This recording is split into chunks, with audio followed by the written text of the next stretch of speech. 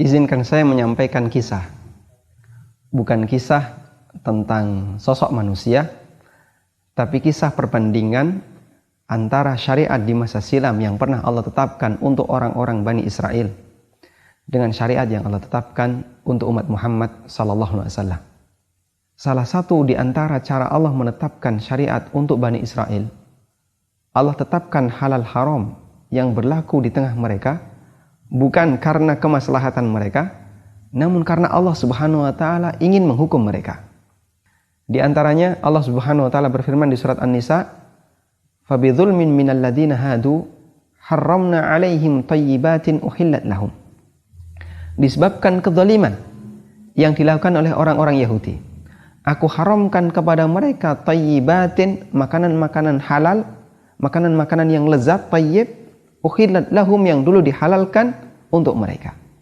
Wa bisaddihim an sabilillahi katsira, dan itu pula disebabkan karena mereka suka menghalangi jalan Allah Subhanahu wa taala. Kemudian Allah Subhanahu wa taala juga menyebutkan lebih rinci lagi di surat Al-An'am bagaimana Allah Subhanahu wa taala menetapkan halal haram pada makanan bukan karena itu membahayakan mereka, namun karena ini sebagai hukuman untuk mereka. Allah Subhanahu wa taala berfirman, "Wa 'alal ladzina hadu harramna kulladzi dzufur." Orang-orang Yahudi aku haramkan mereka untuk mengkonsumsi kulladzi dzufur, semua binatang berkuku satu. Jadi Yahudi tidak boleh makan onta. Mereka juga tidak boleh makan kuda. Allah haramkan hewan-hewan yang berkuku satu. Wa minal baqari wal ghanami harramna 'alaihim shuhumahuma. Sementara sapi dan kambing tidak 100% semuanya halal. Ada bagian yang haram. Aku haramkan kepada mereka syuhumahuma, lemaknya. Lemaknya haram. Illa ma hamalat zuhuruhuma, kecuali lemak yang ada di punggung, awil hawaya, atau lemak yang ada di isi perut, au makhtalata bi adam, atau lemak yang bercampur dengan tulang. Kemudian Allah mengatakan, dzalika jazainahum bibaghihim wa inna lasadiqun. Itu adalah balasan yang aku berikan kepada mereka, orang-orang Yahudi, bibaghihim, disebabkan kezaliman yang mereka lakukan, wa inna lasadiqun, dan kami benar, tindakan kami benar dalam melakukan hal ini. Artinya Allah Subhanahu wa taala tidak menzalimi mereka. Karena memberikan balasan untuk orang yang zalim bukan kezaliman. Baik. Ini syariat yang pernah Allah tetapkan untuk orang-orang Yahudi. Allah tetapkan untuk mereka syariat yang serba repot, yang serba sulit, masalah halal haram. Allah buat mereka sangat kerepotan, bukan karena untuk kemaslahatan mereka, namun untuk menghukum mereka. Berbeda dengan syariat Nabi Muhammad SAW. Allah Subhanahu wa taala meniadakan setiap bentuk kesulitan dan kesusahan dalam syariat Muhammad SAW. Allah jadikan syariat Muhammad sebagai syariat yang paling mudah. Di antara dalilnya Allah berfirman, la yukallifullahu nafsan illa wus'aha. Allah Subhanahu wa taala tidak akan membebani seorang jiwa melebihi dari kemampuannya. Allah Subhanahu wa taala juga berfirman, wa ma ja'ala 'alaikum fid-dini min haraj. Dan Allah Subhanahu wa taala tidak menjadikan kesulitan dalam agama. Bahkan Allah Subhanahu wa taala jadikan syariat Muhammad sallallahu alaihi wasallam sebagai rahmatan lil alamin. Rahmat bagi seluruh alam. Wa ma arsalnaka illa rahmatan lil alamin.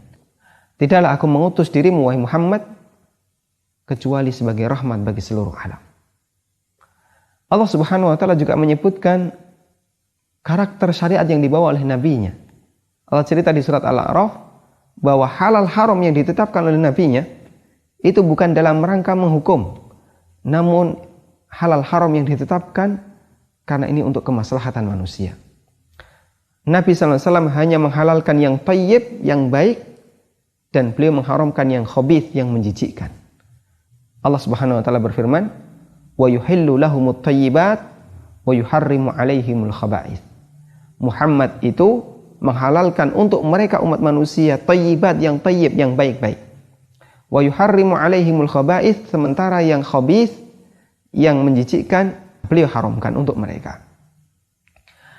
Artinya semua yang halal berarti thayyib, Dan semua yang haram berarti dia khabith, sesuatu yang menjijikkan. Karena itulah kaum muslimin yang berbahagia, seharusnya kita merasa malu ketika Allah Subhanahu wa taala jadikan kita sebagai umat Muhammad sallallahu alaihi wasallam. Allah berikan untuk kita syariat yang sangat ringan, namun kita masih berusaha untuk menawarnya. Seharusnya kita merasa malu ketika Allah Subhanahu wa taala menunjuk kita sebagai umat Nabi sallallahu alaihi wasallam. Allah berikan untuk kita syariat yang sangat mudah, namun kita masih berusaha untuk mencari celah keluar darinya. Tidak bisa kita bayangkan, andaikan orang yang suka menawar semacam ini, dia adalah manusia yang dihidupkan di zaman Bani Israel, di zaman Nabi Musa alaihissalam, yang diberikan oleh Allah Subhanahu wa taala syariat yang sangat berat. Mungkin dia akan lebih banyak lagi untuk menawar dan menawar. Coba kita cari dalam syariat yang diturunkan oleh Allah Subhanahu wa taala untuk umat Muhammad SAW.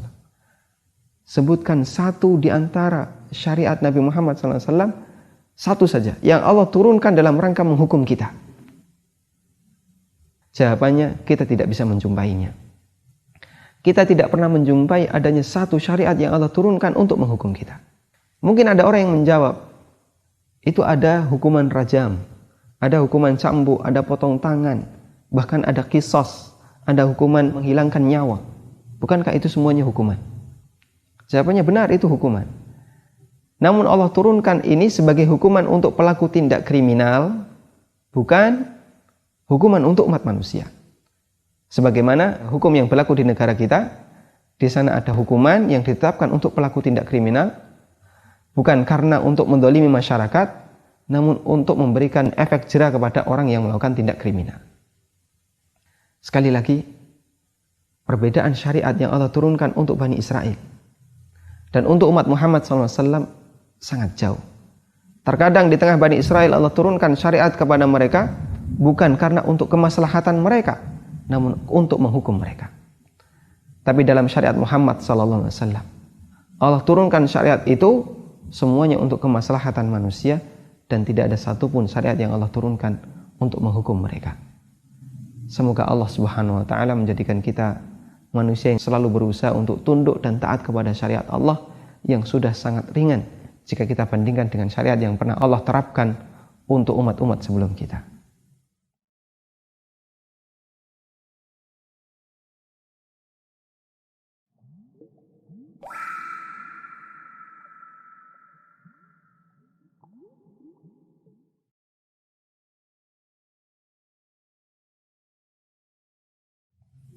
Izinkan saya menyampaikan kisah, bukan kisah tentang sosok manusia, tapi kisah perbandingan antara syariat di masa silam yang pernah Allah tetapkan untuk orang-orang Bani Israel dengan syariat yang Allah tetapkan untuk umat Muhammad sallallahu alaihi wasallam.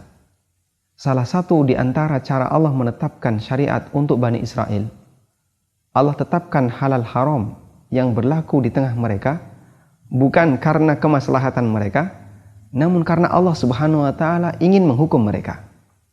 Di antaranya Allah Subhanahu wa taala berfirman di surat An-Nisa, "Fabidzulmin minal ladzina hadu harramna 'alaihim thayyibatin uhillat lahum."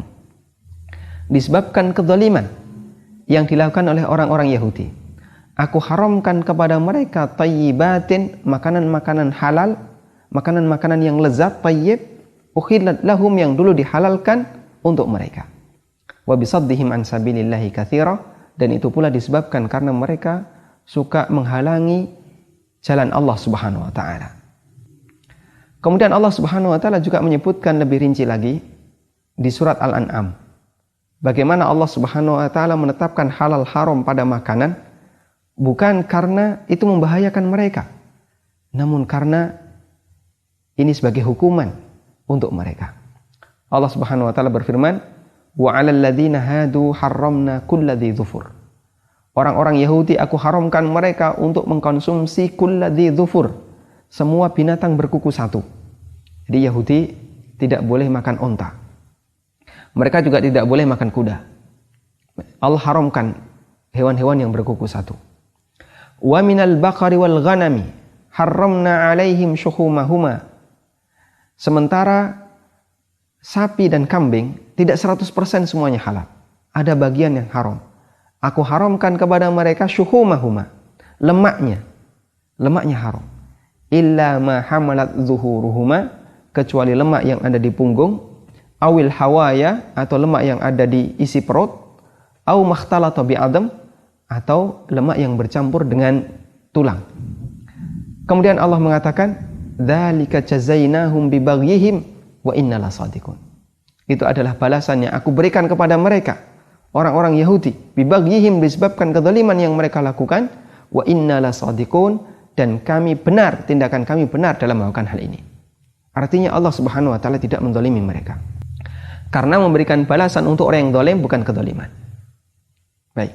Ini syariat yang pernah Allah tetapkan untuk orang-orang Yahudi. Allah tetapkan untuk mereka syariat yang serba repot, yang serba sulit, masalah halal haram. Allah buat mereka sangat kerepotan, bukan karena untuk kemaslahatan mereka, namun untuk menghukum mereka. Berbeda dengan syariat Nabi Muhammad SAW. Allah Subhanahu wa taala meniadakan setiap bentuk kesulitan dan kesusahan dalam syariat Muhammad SAW. Allah jadikan syariat Muhammad sebagai syariat yang paling mudah. Di antara dalilnya Allah berfirman, la yukallifullahu nafsan illa wus'aha.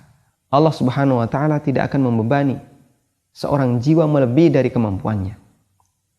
Allah Subhanahu wa taala juga berfirman, "Wa ma ja'ala 'alaikum fid-dini min haraj." Dan Allah Subhanahu wa taala tidak menjadikan kesulitan dalam agama. Bahkan Allah Subhanahu wa taala jadikan syariat Muhammad sallallahu alaihi wasallam sebagai rahmatan lil alamin. Rahmat bagi seluruh alam. Wa ma arsalnaka illa rahmatan lil alamin. Tidaklah aku mengutus dirimu wahai Muhammad kecuali sebagai rahmat bagi seluruh alam. Allah Subhanahu wa taala juga menyebutkan karakter syariat yang dibawa oleh nabinya. Allah cerita di surat Al-A'raf bahwa halal haram yang ditetapkan oleh nabinya itu bukan dalam rangka menghukum, namun halal haram yang ditetapkan karena ini untuk kemaslahatan manusia. Nabi SAW hanya menghalalkan yang thayyib, yang baik, dan beliau mengharamkan yang khabith, yang menjijikkan. Allah Subhanahu wa taala berfirman, "Wa yuhillu lahumut thayyibat wa yuharrimu 'alaihimul khaba'ith."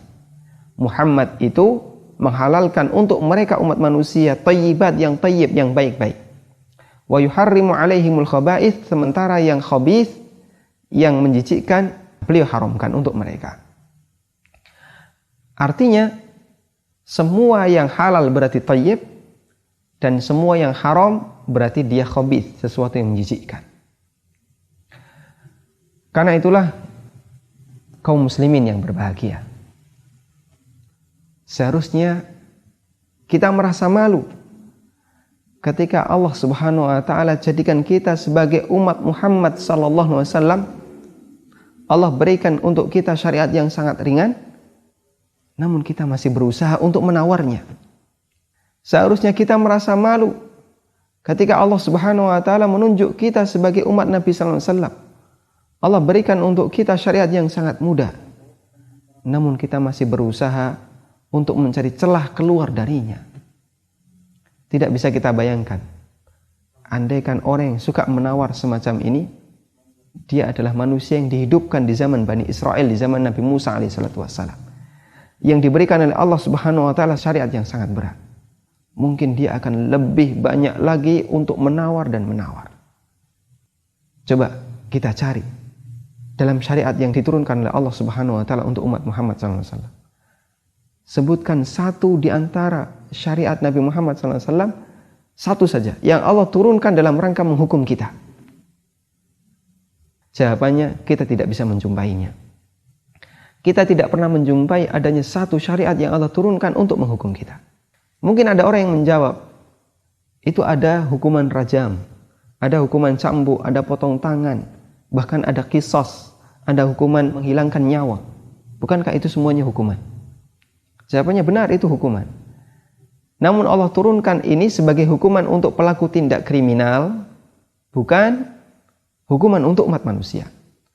Sebagaimana hukum yang berlaku di negara kita, Di sana ada hukuman yang ditetapkan untuk pelaku tindak kriminal, bukan karena untuk mendolimi masyarakat, namun untuk memberikan efek jera kepada orang yang melakukan tindak kriminal. Sekali lagi, perbedaan syariat yang Allah turunkan untuk Bani Israel dan untuk umat Muhammad SAW sangat jauh. Terkadang di tengah Bani Israel Allah turunkan syariat kepada mereka bukan karena untuk kemaslahatan mereka, namun untuk menghukum mereka. Tapi dalam syariat Muhammad SAW,